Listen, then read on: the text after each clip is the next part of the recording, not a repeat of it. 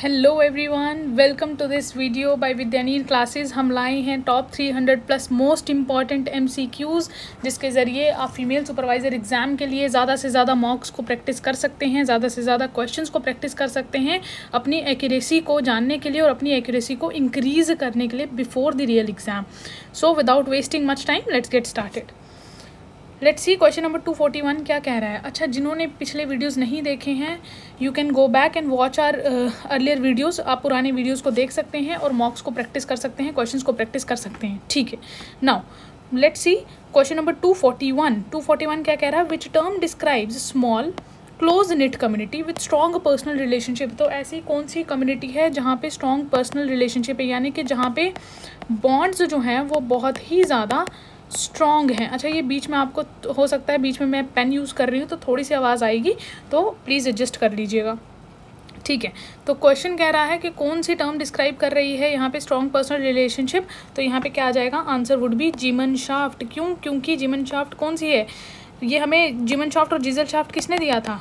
Ferdinand टोनीज ने उन्होंने जीमनशाफ्ट और जीजलशाफ्ट दिया था, जिसमें जीजलशाफ्ट का क्या मतलब होता है, जहाँ पे जो बॉन्ड्स हैं वो वीक हैं, यानी कि बॉन्ड्स स्ट्रॉन्ग नहीं हैं। For example are city life. और जीमनशाफ्ट कौन सी होती है? जैसे कि हमारी रूरल लाइफ, जहाँ पे जो है होमोजिनिटी है, जहाँ पे क्या है, होमोजिनिटी है, लोग एक जैसे हैं और बॉन्ड्स बहुत ज़्यादा स्ट्रॉन्ग हैं। ठीक है, now moving on to question number 242। In which country is the caste system most historically associated. तो लेट्स कह रहा है, क्वेश्चन क्या कह रहा है कि कौन सी कंट्री में कास्ट सिस्टम हिस्टोरिकली एसोसिएटेड है। ऑप्शन है A Japan, B India, C China and D Egypt. तो इसमें I think this is the most easiest question. तो हमें पता है कि कास्ट सिस्टम कहाँ पे ओरिजिनेट हुआ था, that is India. B India is the right answer. Okay, now question number 243. Which term describes deeply held beliefs that guide our behavior and goals in the society। यानी कि हमें कैसे पता चलता है right versus wrong का, कि क्या सही है और क्या गलत है। तो ये हमें कौन बताता है? Option B, values. ठीक है, now next question number 244। Which of the following is the key feature of industrialisation. Industrialisation का हमें की फीचर बताना है। Option A, agrarian based economy, option B, manual labour as the primary mode of production, C, mechanised mass production, D, nomadic lifestyle. ठीक है, तो अगर industrialisation की बात हो रही है तो एग्रेरियन तो नहीं होगा, मैकेनाइज्ड मास प्रोडक्शन हाँ होता है। उसके बाद बी क्या कह रहा है, manual labour as the primary mode of production. तो मैनुअल लेबर भी नहीं है एज अ प्राइमरी मोड, क्योंकि मशीन्स आ गई थी इंडस्ट्रियलाइजेशन के साथ। तो डी कह रहा है नोमैडिक लाइफस्टाइल, नहीं वो भी नहीं है। तो हमारा सही आंसर क्या हो जाएगा? Option C, that is your mechanised mode of production. Okay, moving on to our next question.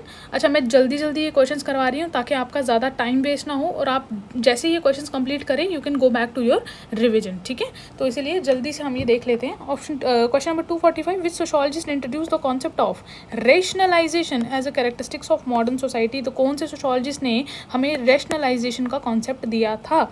Option A, Emmanuel Durkheim, B, Max Weber, C, Karl Marx and D, Herbert Spencer. तो हमें rationalisation का concept दिया था max weber साहब ने। ठीक है, now moving on to question number 246। What is gender based violence. तो जेंडर बेस्ड वायलेंस जो है वो क्या है? Now let's see our option. Violence directed at individual based on their gender लग रहा है, लेकिन देखो एग्जाम में भी आपको हो सकता है ए या बी में से आपको आंसर एकदम से आप पकड़ लो कि हाँ या तो ए आंसर है या बी आंसर है। ठीक है, तो इवन कि अगर आप 100% भी श्योर हो तब भी आई वुड रिक्वेस्ट कि go through all the option, सभी ऑप्शंस को ध्यान से पढ़ना और बहुत टाइम दे के पढ़ना। ठीक है, ऐसे जल्दबाजी में वहाँ पे सिली मिस्टेक्स मत करके आना, क्योंकि सबसे इतना आपको जो क्वेश्चन नहीं आता है वो छोड़ने का अफसोस नहीं होगा जितना जब आप एग्जाम सेंटर से बाहर निकलते हो और आपको लगता है कि अरे यार वही तो आता था, सिली मिस्टेक कर दी जल्दबाजी में। ठीक है, तो जल्दबाजी नहीं करनी है। Even though you are 100% sure about option, still मैं आई वुड रिक्वेस्ट कि read all the options carefully. ठीक है, what is gender based violence? Very easy question. Option A कह रहा है violence directed at an individual based on their gender. अब देखो हमें लग रहा है कि option A is the correct answer, still we will read all the options. B कह रहा है violence occurring at work places, no. Violence during war, no. Random acts of violence, नहीं। जेंडर बेस्ड वायलेंस क्या है? Which is particularly targeted towards a gender. और हमें पता है कि ज़्यादातर ये कौन सा जेंडर होता है, दैट इज़ विमेन या फिर फीमेल्स। ठीक है, तो यहाँ पे option A will be your right answer. Now moving on to our next question, which stage in Freud theory, मैं बार बार कह रही हूँ कि फ्रूड की थ्योरी एंड एरिक्सन की थ्योरी एग्जाम पर्सपेक्टिव से बहुत ज़्यादा इंपॉर्टेंट है। तो क्या कह रहा है, which stage in Freud theory is associated with Oedipus and Electra complexes. Now let's understand कि ओडिपस और इलेक्ट्रा कॉम्प्लेक्सेज कौन से होते हैं। ठीक है, देखो एक आ जाता है हमारे पास ओडिपस कॉम्प्लेक्स, एक हमारे पास आ जाता है इलेक्ट्रा कॉम्प्लेक्स। ठीक है, एक आ जाता है ओडिपस कॉम्प्लेक्स और एक हमारे पास आ जाता है इलेक्ट्रा कॉम्प्लेक्स। ठीक है, ओडिपस कॉम्प्लेक्स क्या होता है, ओडिपस कॉम्प्लेक्स का मतलब होता है conflict between mother and male child, conflict between mother and male child. और ये कौन सी स्टेज में होता है, ड्यूरिंग फैलिक स्टेज। ठीक है, ये हो गया हमारा ओडिपस कॉम्प्लेक्स। ठीक है, ये हो गया हमारा Oedipus complex. Now let's understand what is Electra complex. Electra complex का मतलब होता है the kind of a relationship between female child and her father. ठीक है, again during are phallic stage. ठीक है, तो आपने देखा होगा कि फैलिक स्टेज में आके ये दोनों रिश्ते जो हैं दे अंडरगो चेंज। ठीक है, तो यहाँ पे this is what Oedipus and Electra complex. अब आ जाते हैं वापस क्वेश्चन पे। कह रहा है फ्रूट की कौन in which stage in Freud's theory, Freud's की थ्योरी में कौन सी स्टेज में which is associated with Oedipus and Electra complex. तो हमने यहीं पे देख लिया कि ये कौन सा कॉम्प्लेक्स होगा, that is your phallic stage, that is your phallic stage. तो देखते हैं ऑप्शन में फैलिक है, option A oral stage, B anal stage, C phallic stage and D latency. हाँ फैलिक है, तो that is your option C will be your right answer. ठीक है, now moving on to our next, what is the primary symptom of obsessive compulsive disorder. अब OCD क्या होता है, जहाँ पे अ पर्सन इज ऑब्लाइज्ड, है ना, ऑब्लाइज्ड यानी कि उसको कंपल्शन फील हो रहा है to do one task repetitively उसको एक टास्क करने की बार बार जो है वो कंपल्शन फील हो रही है। तो यहाँ पे देखते हैं, is it associated with panic attacks, no, intrusive thought and repetitive behaviour, C flashbacks and nightmares, no, D generalised anxiety, नहीं। तो इसका मोस्ट अप्रोप्रिएट आंसर क्या हो जाता है, that is B intrusive thoughts and repetitive behaviour. हमने यहाँ पे देखा ना कि रिपीटेटिवली उसको एक टास्क करने की बार बार जो है वो इच्छा हो रही है। हाथ गंदे हैं तो बार बार ऐसा लग रहा है कि बार बार हैंड वॉश करो ना। The theory of evolution suggest that, अब इवोल्यूशन की थ्योरी क्या सजेस्ट करती है, species do not change over time. क्या स्पीशीज चेंज नहीं होते हैं, ऐसा तो नहीं है, एवोल्यूशन नाम ही बता रहा है कि कुछ इवॉल्व हो रहा है, तो ये तो नहीं होगा। ठीक है, एवोल्यूशन में इवॉल्व होने की बात हो रही है। अब देखो एग्जाम में आपको बहुत जगह लॉजिक का यूज़ करना पड़ेगा। ठीक है, क्वेश्चंस डायरेक्टली आपके नोट से नहीं आते हैं कई बार, तो कई बार आपको कुछ क्वेश्चंस में, कुछ तो आ जाएंगे डायरेक्टली, कुछ क्वेश्चंस में आपको एक स्मार्ट गेस करना पड़ता है। ठीक है, जो आप क्वेश्चन में हो सकता है कुछ वर्ड्स को, कीवर्ड्स को अगर आप ध्यान से पढ़ेंगे तो you would be able to find the right answer. ठीक है, species do not change over time, नहीं। All species share a common ancestor, let's see. C कह रहा है evolution happen in a single generation and D कह रहा है evolution only affects physical traits. तो इसका ऑप्शन बी हो जाएगा, all species have a common ancestor. ठीक है, question number 250, which term describes the belief that gender roles are determined by social and cultural context. तो कौन सी टर्म डिस्क्राइब कर रही है कि जेंडर रोल जो हैं they are determined by social and, ये कल्चरल है, social and cultural context. Option A biological determinism, option B social constructivism, option C essentialism, option D gender realism. तो इसका सही आंसर हो जाएगा option B, that is a social constructivism. Let's see question number 251, the Beijing declaration and platform. The Beijing, कौन सा declaration, Beijing declaration, Beijing कहाँ है, China में। The Beijing declaration and platform for action was adopted at the first world conference on women, second fourth world conference on women, C third international conference on women and C fifth world conference on women. अब देखो जो Beijing declaration था ये किसकी बात कर रहा था, Beijing declaration was talking about the rights of girls, के दैट एवरी वुमेन के पास क्या है, she should be free to exercise her rights. ठीक है, हर राइट्स, हर लिबर्टी। तो बीजिंग डिक्लेरेशन हमें समझ में आ गया कि क्या है, बीजिंग डिक्लेरेशन बात कर रहा है वुमेन के राइट की, और ये कब हुआ था, that is your fourth world conference on women. Okay, next question, which of the following is an example of child labour. तो चाइल्ड लेबर की एग्जाम्पल कौन सी, वेरी इजी क्वेश्चन, तो आई होप इसका आंसर तो आप सभी दे पाएंगे। ऑप्शन ए कह रहा है doing house hold chores, B working in hazardous condition, C attending school, D कह रहा है पार्टिसिपेटिंग इन स्पोर्ट्स। तो इसका सही आंसर हो जाएगा B working in hazardous conditions. Okay 253 question number, a major effect of unemployment. बहुत आसान पूछ रहा है, अनएम्प्लॉयमेंट का मेजर इफेक्ट क्या हो सकता है। सबसे पहले increased standard of living, B higher levels of income, C social and economic stability, and D कह रहा है ग्रेटर जॉब। अब देखो अनएम्प्लॉयमेंट है, ग्रेटर जॉब सेटिस्फेक्शन कहाँ से होगा, है ना, ये तो बेसिक लॉजिक है। Increase standard of living, job ही नहीं है तो स्टैंडर्ड ऑफ लिविंग कहाँ से अच्छा होगा। सी क्या कह रहा है, social and economic instability, B higher levels of income. Income कहाँ से होगी, तो इसका सही आंसर हो जाएगा C social and economic stability.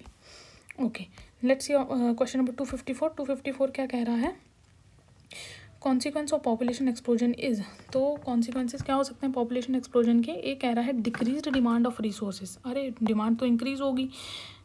B कह रहा है increase pressure on food and water supplies, ठीक है। सी कह रहा है लोअर हाउसिंग प्राइजेज, नहीं, अगर आपने देखा होगा अर्बनाइजेशन की वजह से क्या हो रहा है, जैसे जैसे पॉपुलेशन बढ़ रही है ज़मीन के रेट बढ़ रहे हैं, फ्लैट्स के रेट बढ़ रहे हैं, मेट्रो सिटीज़ में बहुत महंगा है एक फ्लैट लेना, ठीक है।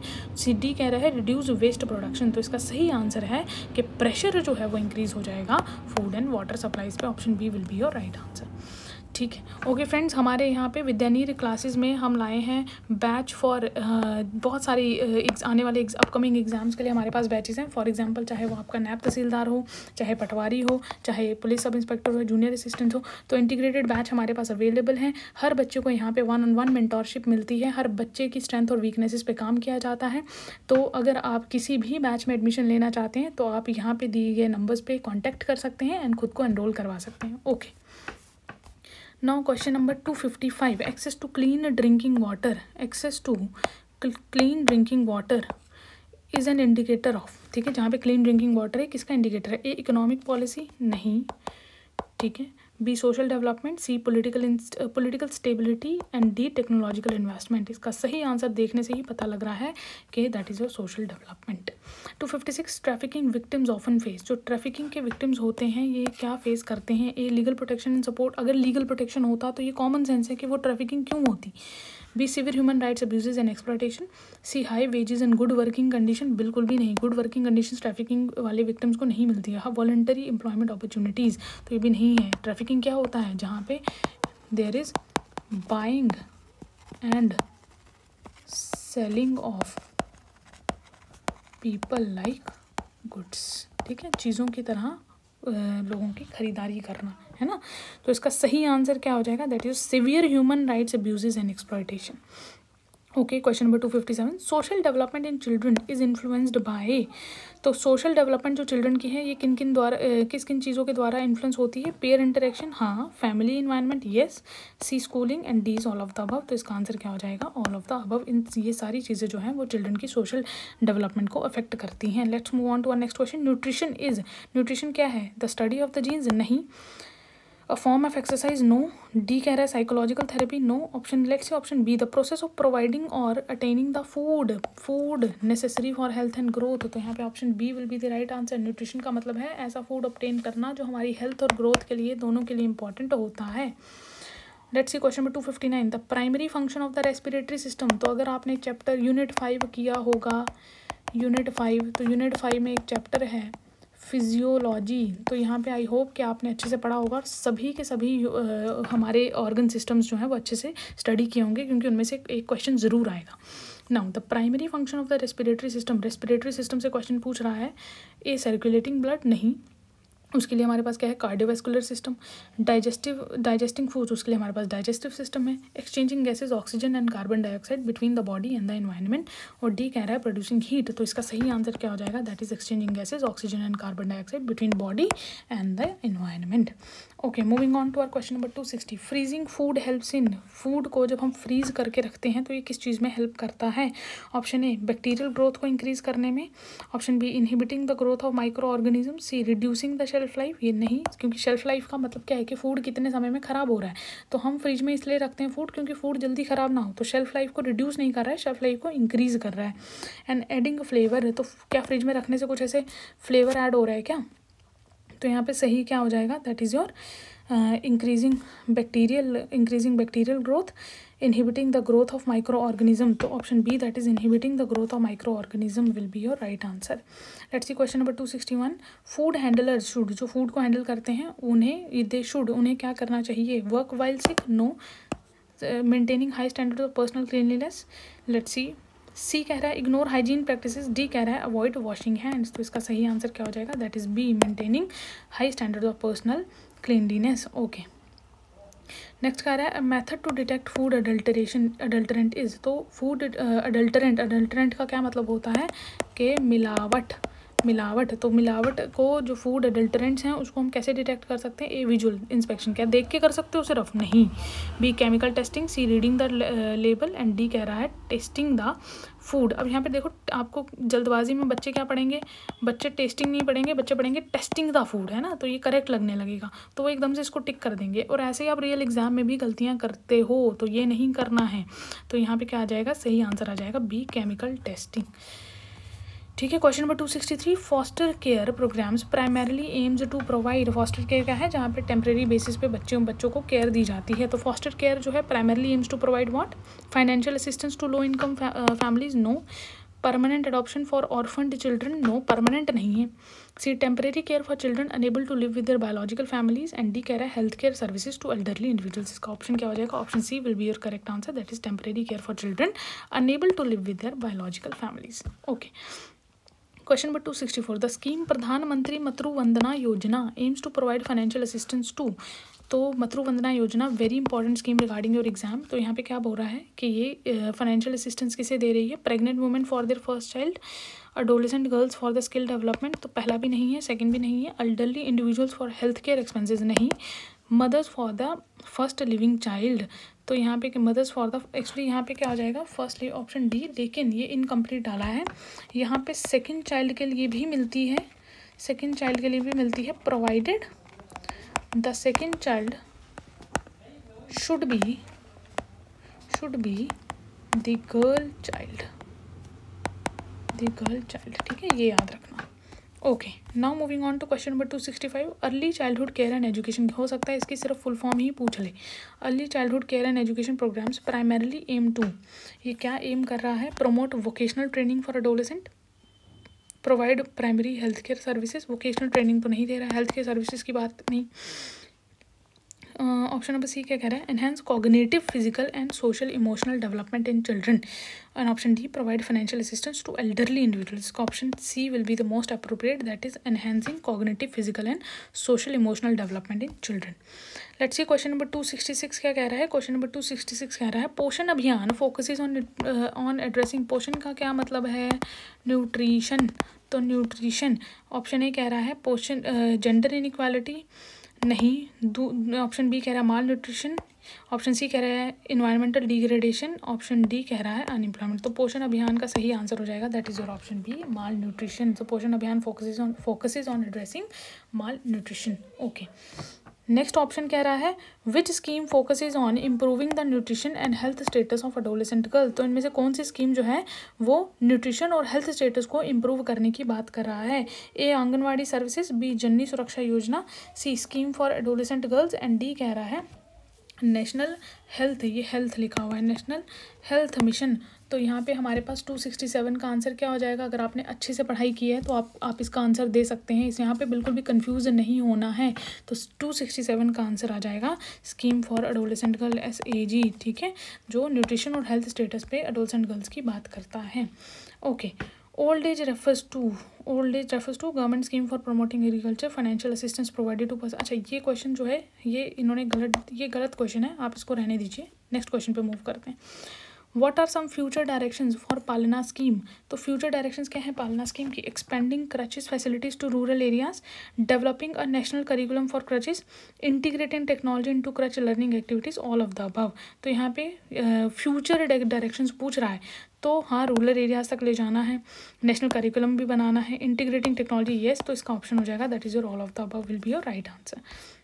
नेक्स्ट आ जाएगा that is question number 270, question number 270 क्या कह रहा है, which demographic primarily benefit from the Ladli Beti scheme, तो लाडली बेटी स्कीम से जो है वो किसे सबसे ज़्यादा बेनिफिट मिला है, ऑल चिल्ड्रन नहीं, लाडली बेटी है तो it is only for what, girl child, ठीक है, और कितने फेजेस में है कमेंट बॉक्स में आप कमेंट करके बताएंगे, ठीक है। तो ऑल चिल्ड्रन नहीं, फर्स्ट बॉर्न गर्ल्स ऐसा भी नहीं है, बॉयज़ एंड गर्ल्स, ये थोड़ा सा स्पेलिंग मिस्टेक है, boys and girls equal no, तो इसका सही आंसर क्या आ जाएगा, ऑल गर्ल चिल्ड्रन। तो I hope this video is informative, ये आपके लिए हेल्पफुल रहा है। तो अगर देखो पेपर में जब आप देने जाओगे बहुत सारे क्वेश्चंस आपको हो सकता है टफ लगेंगे, बहुत सारे क्वेश्चंस बहुत इजी लगेंगे, ठीक है।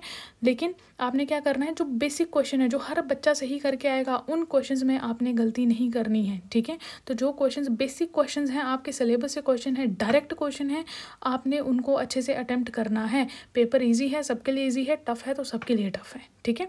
तो इस टाइम पर अपनी तैयारी को ज़ोर शोर से बार बार आप रिविजन करते रहिए और टेस्ट लगाते रहिए, ठीक है। So all the very best, thank you so much, stay connected.